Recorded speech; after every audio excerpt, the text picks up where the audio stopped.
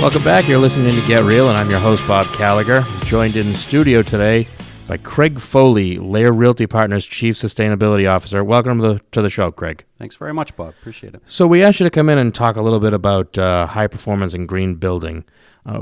Where is the green market going, and what does it include in Massachusetts? Yeah, there's a lot to it, actually, in Massachusetts. I mean, you know, even starting with just existing homes, right, which is kind of the elephant in the room when we talk about the energy and environmental challenges that are in front of us. Right. There are a lot of homes out there. There are a lot of buildings out there. Yeah. And they eat up about 39% of total U.S. energy consumption in the United States. You know, wow. Yeah, it's huge. So when we think about the energy problems that are out there, a lot of people go immediately to the transportation sector. Yeah, right? that's what I was thinking. Right. Yeah. Only 29% of U.S. energy consumption is in the transportation sector. And the buildings that we live and work in, 39% of U.S. energy consumption. I had no idea it was that. Yeah. Never even thought about it. I always thought just transportation. When you talk about fuel, transportation is all that comes to mind, really. Yeah. Wow. No, absolutely. I mean, and that's where, you know, you're not uncommon. I mean, that's what most people think. So it's a big deal. It's a big part of the problem. Right. But as the real estate industry is discovering, you know, I do a lot of work with NAR, National Association of Realtors, on this topic, that we have a huge opportunity to be part of a solution. Right. You know. And, you know, even in the existing homes, as I said, we have the Mass Save program, for instance, in Massachusetts, right, where you get an energy assessment. It's no cost in this state, which is really unusual compared to other states. And, you know, they come in and do air sealing, insulation work. Maybe you have some opportunities to upgrade some systems, put in these new ductless mini splits, air source heat pump systems. Maybe solar PV is an opportunity for an existing home, right? And we now have 90,000 homes in the state with solar PV. That all got triggered by Green Communities Act being passed in 2008. Right. And they're increasing at a rate of about 1,000 to 1,500 a month, according to Massachusetts Clean Energy Center. And that's just in Mass. That's just in Mass. Wow. I mean, it's evolving so quickly. I mean, you ride down the street now and you see homes with solar PV panels on them all the time, right? So all of that is part of this green marketplace, you know, and they all need to be valued appropriately because there's cost savings for lower operating costs on these homes. Right. The other piece of this is that we have some of the best builders and architects in the world right here in Massachusetts that are really pushing the envelope on building new construction projects, massive multifamily, single-family, commercial products that are really at the leading edge of, you know, the green marketplace. I tend to call it, from a marketing perspective, the high-performance building, high-performance home marketplace. Right. And, you know, I'm really lucky that I know a lot of these builders, and they ask me to list these properties, put them on the market, because there's a different valuation process, and I know that valuation process, and they need help on that level. And also because I know the building science, to some, solid level. I have an understanding of the science of how these things are built, that I can help a potential buyer understand the value just in terms of the durability of the construction and how well built it is, as well as the operating costs and the lower environmental impact. They're significantly more healthier to live in than the average standard home. The indoor air quality is significantly higher in these buildings as well. Excellent. Now, can you kind of elaborate a little bit on what high performance or green building is? Absolutely. So, at the leading edge of this stuff, at the cutting edge of the technology, when you're building from scratch right now, you're really looking at a super insulated, airtight building. Right. So let's talk about what that means. Generally speaking, when you're trying to get to a net zero energy home, right? A home that's producing as much or more energy than it's using on an annual basis. So when we talk about that 39% of U.S. energy consumption, we now have the technology in place to get homes that are producing zero or even giving back green power to the grid because they're producing more energy than they're using on an annual basis. So you're attacking it from both sides, basically. Exactly right. Gotcha. And the super insulated building is part of it, though. So we're looking at our values, insulation values below the slab of R10 or higher, at the below grade walls, the basement walls of R15 or higher, the above grade walls at R40 or higher, and in the top of the building envelope at R60 or higher. So 10, 20, 40, 60 is what the best of the building science guys are doing right now to get these super insulated buildings. And they have to be airtight. Now, I know a lot of realtors freak out about, we've got to have homes that breathe. And I got to tell you, that is a load of BS, Bob. Well, they have air exchangers, don't they? Yeah, exactly right. We have something, the homes have something called an energy recovery ventilation system that you have to put into these super insulated buildings. But I think that the thing that most realtors, the public, don't understand when you talk about a home that breathes and how important that is, and it's important because that's the way you keep out mold. But what most people don't understand is through something called stack effect, what you're breathing is all of the nastiness that's down in your basement that's coming up through the house. Right. So you get these super insulated buildings, these airtight buildings with these energy recovery ventilation systems that are bringing in fresh air on a constant level. And you get much more superior indoor air quality. And that's we're seeing that has positive health effects for families moving into these homes. There was a study recently by Chan School of Public Health at Harvard that showed higher cognitive functionality in these types of buildings as well. So really cool stuff going on in this building science world. Wow. Yeah. And it's not, what you're saying is it's not just single family development either. They're doing it in multis. Multifamilies, absolutely. Commercial, absolutely. Yeah. So there must be a big payoff on this stuff if builders are willing to put it into what are going to end up being rentals. Yeah. Well, I would argue that's where you need a realtor that's a specialist, right? So these builders are specialists as well. If you're thinking about building a new home, Bob, and you say, I want a green builder, how do you find them? Because they're few and far between. You got to really do some search for them. Well, I think it's even worse than that. There's a lot of people that build themselves that way, but exactly right. That's a big part of there's no question that's a huge part of the problem. Because anybody can say it. Yeah. Same thing with realtors. Builders that are looking for realtors to convey the value, they have to be specialists as well. And as we've talked about earlier, there are appraisers that know how to value these homes as well and build these high-performance buildings specifically. They've gone through the Appraisal Institute's 3-course set to make them a valuation of sustainable buildings pro.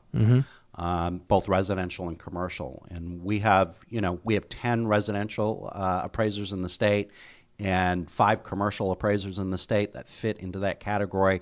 That's a growing part of the appraisal community as well. And they need specific information in order to make their case to the underwriter about the specific value of these projects as well. And can you, without digging too deep, can you kind of give us an overview of how they value things? Is it based on the savings long-term of building this way, or is it something else? Yeah, so that's a great question. I mean, there's a couple different pieces to that. I'll take the easiest piece, the one that's clearest. It's with solar PV, host-owned solar PV. Okay? Right. You put solar panels on your home, and you have 2 different opportunities with installers here in the state. One is that they're willing to own the system, right? We call that third-party owned systems. That's about 60% of the solar panels that you see in the state right now. And the other option is the homeowner can buy them outright, right? That's called host-owned solar PV. That's the other 40%. Fannie Mae's guidance is very clear. With third-party owned systems, they consider those personal properties, and you can't add any contributory value for personal property in the appraisal report, right? With a good power purchase agreement, it doesn't mean that the buyer wouldn't see value in entering into the power purchase agreement, but we can't add that value into the appraisal report. Right. For the host-owned systems, the 40% that are out there, we use an income approach because that homeowner has installed a power plant on their rooftop, and it's creating income for the homeowner.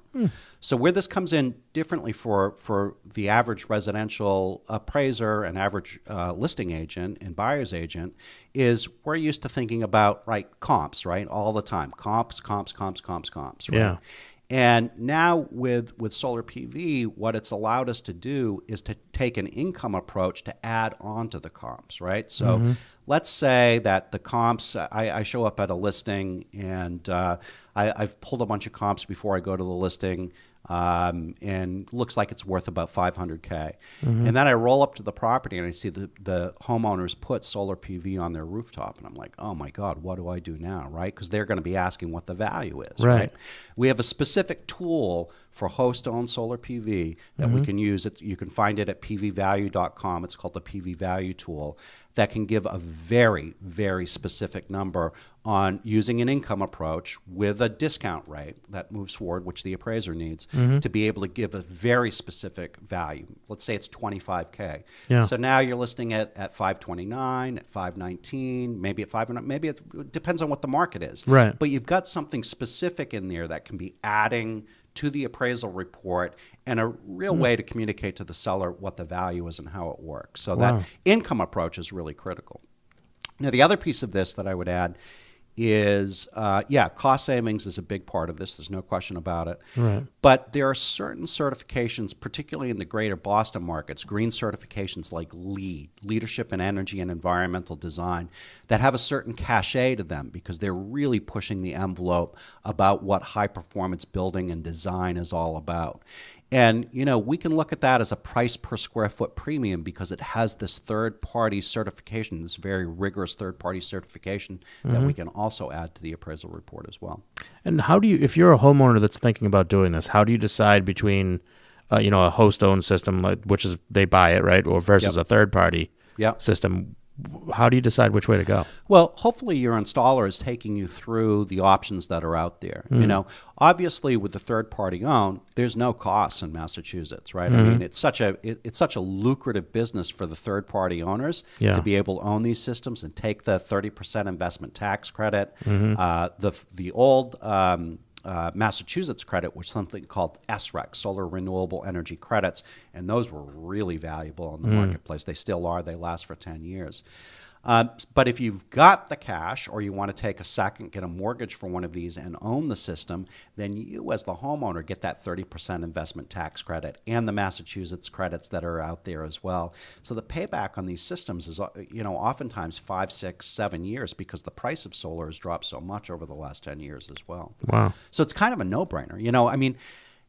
I teach, the green designation for NAR a lot, and obviously this is the hottest topic, talking about solar PV in Massachusetts right now because it's emerging so quickly. But it's a super hot driver in the marketplace right now. It's what people want to talk about, engage with, and it's very specific in terms of how we get the valuation of that. Right. Have you heard anything about, like, every once in a while I see ads on Facebook for Tesla's new roof shingles that are actually photovoltaic cells? Yeah. Is that real or is that just hype right now? No, I mean, Tesla has produced those. They're active in the market in California. What I've heard from the solar installers that I deal with is let's give it a little bit more time in the Northeast. Partly because terracotta shingles, right? Those beautiful shingles that have kind of an airflow through them. Yeah. The feeling is that those are the ones that we want to test. There's a reason why the solar PV panels sit 4 inches off your rooftop, because we want airflow flowing between them. They get pretty hot. Right? So the worry could be that if you put them flat on the roof, like asphalt shingles or slate shingles, the worry from some of the installers that I've been dealing with is that, let's test it out, see what that does to the wiring before we go full hog. Oh, because it's going to get so hot. Could be, yeah. We just don't know yet. If it does work, it'd be great. I would think. Oh, absolutely. Why would you put any other kind of roof shingle on if you could basically have a house that's self-sufficient? Yeah. I mean, the cool thing about them, too, if you take a look at the durability tests on Tesla, they're dropping like 2,000-pound weights on these things, and they bounce right off the roof. They're super durable as well. So it's a great roofing system as well, not just for power. Yeah. Lifetime warranty Tesla's offering on these things too as well. Yeah. Wow. So what do you think? 5 more years before we know for sure? Yeah, we'll see. I mean, it could be faster than that. See how it rolls out. One of the things though that pops up in classes is some realtor will say to me, "Oh my God, I don't want them on the front of the house because they're so ugly." Right. Yeah. Well, beauty's in the eye of the beholder, Bob. So I look at those solar PV panels and I think they're the sexiest thing on the face of the earth, right? So that's me, right? Yeah. And I don't know. I missed the class, I guess, where asphalt shingles suddenly added aesthetic value to a home. So that's a very good point. Very good point. We're getting low on time here. I know you're going to be listing a property Yeah. in Weston, right? Why don't you tell us a little bit about that? Yeah, really cool project. It's been in the making for 2 years now. It's 346 Highland Street in Weston. 14 rooms, 6 bedrooms, 7.5 baths. We'll be putting it on the market at the end of March for close to $5 million. And it's really the leading edge of taking an original 1897 historic home and really pushing the envelope on bringing it up to date. Wow. So it'll be LEED Platinum certified, so the highest certification under leadership in energy and environmental design. It'll be Indoor Air Plus certified through the EPA. It'll be a zero net energy ready home through the U.S. Department of Energy, and an Energy Star rated home as well. The developer is incredible. The builder is incredible. The architect, my God, the architecture of this place, Bob, is just phenomenal. The finish work on it is phenomenal. Is it more modern feeling, or? Well, no. It takes the 1897 vernacular of the farmhouse and kind of uses that. So these high performance homes don't have to all look like contemporary homes. They can look just like traditional housing. Wow. So it's a pretty cool project, definitely. That's awesome. And you said there's going to be an open house on that as well? Yeah, so the public, we're going to do a grand opening for the project on April 14th, Sunday, April 14th, from 1 to 4. Public's invited, so anybody can come by and check it out. It's a pretty cool project. It's 346 Highland Street in Weston. Excellent, excellent. And then if anybody's listening right now and has questions on green building and high-performance valuations, or you'd like to talk to Craig about listing or buying, you can reach him by email is the best way to get a hold of you, right? Yeah, absolutely. Yep. And it's cfoley@lairrealty.com. Again, that's cfoley@lairrealty.com. Craig, we really appreciate you coming on the show with us today. Thanks, Bob. I really appreciate you having me. Great. We're going to take a quick commercial break. We'll be back with more Get Real after this.